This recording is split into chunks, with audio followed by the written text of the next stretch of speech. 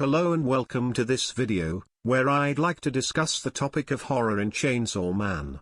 Looking at the different types of horror and how they are used in the setting, either as a means of conveying something about the plot that we are currently dealing with, or about how the characters themselves are feeling.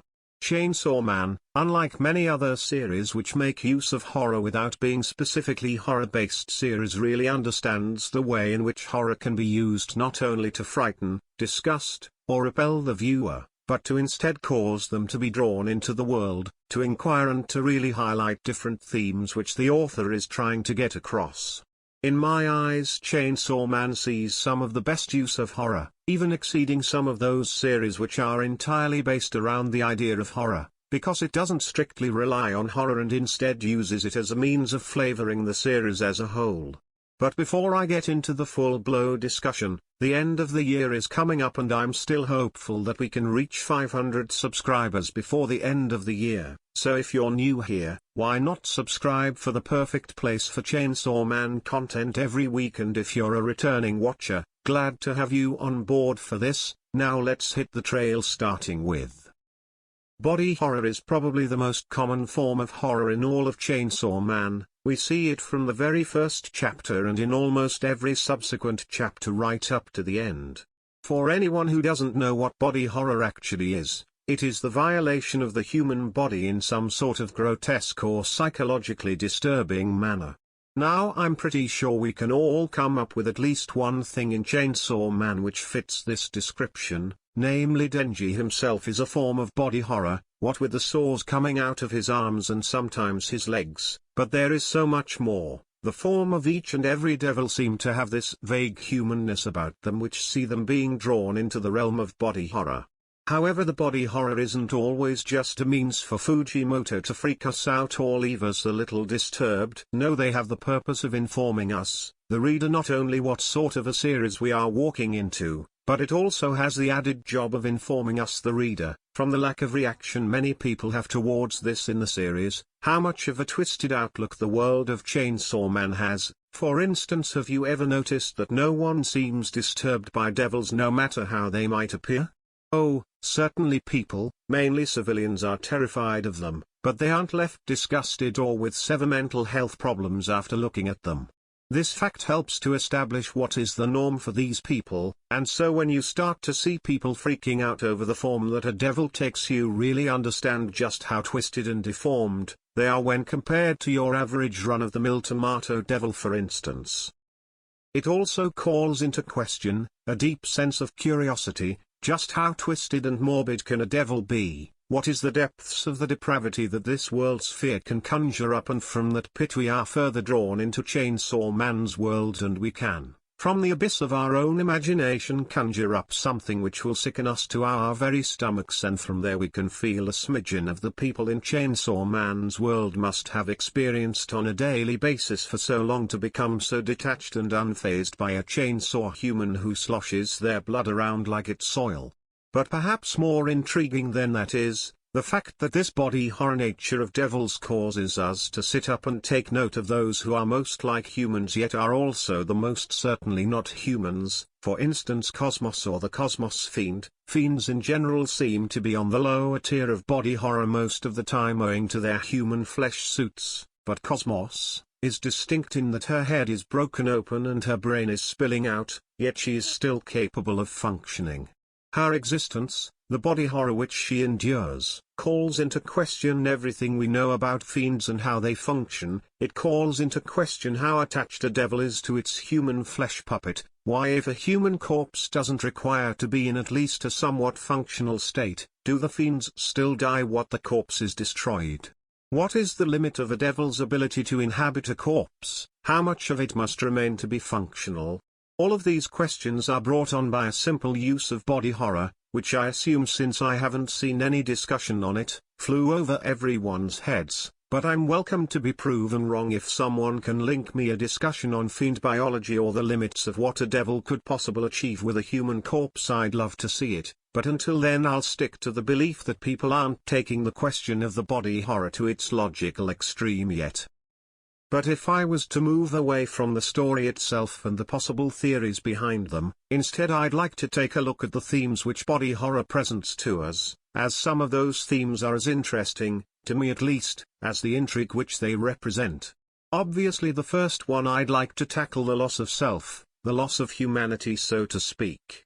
We see this in every fiend, the way in which they are distinctly non-human entities, with morals, desires and traits which are quite clearly not something that would fit in with a regular human, for instance power eating the flesh of a human corpse for instance. However, I'd argue that the best example of this would be Denji himself, as we see his sanity slippage quite beautifully displayed with how his transformations grow more and more grotesque with time, as from the moment he begins his journey with us, we slowly but surely see him crack a little bit more as a person, until inevitably he shatters and we see the true, horrifying form of the Chainsaw Man, which Makima had been after all along, with this new form truly symbolizing the complete destruction of Denji's will. At that point, he had completely given himself over to his desires, to his wrath, his grief and everything in between, turning himself completely into a monster, which honestly I couldn't think of a better way for Fujimoto to demonstrate the decent with such a display of twisted body horror as we got. Of course, that's not the only theme highlighted by the body horror in Chainsaw Man. For instance, there is idea of love not being based on appearance, as we see with Quanch and her fiend harem, most of which have their own distinctive traits which would put them squarely in the realm of body horror. There is also the theme of death and rebirth, once again, namely with fiends who were former devils reborn into this new existence, sometimes with drastic effects on who they are as a person, taking the violence fiend for instance into account. Truly a marvelous use of what is usually just there to disturb us and instead to entice us. If you have your own thoughts on the use of Chainsaw Man's body horror, leave it in the comments down below.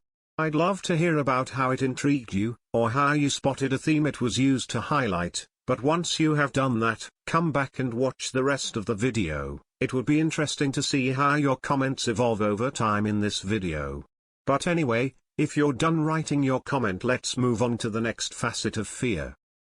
Cosmic horror or existential dread, a fear of an uncaring universe, of being insignificant speck when compared to everything that exists.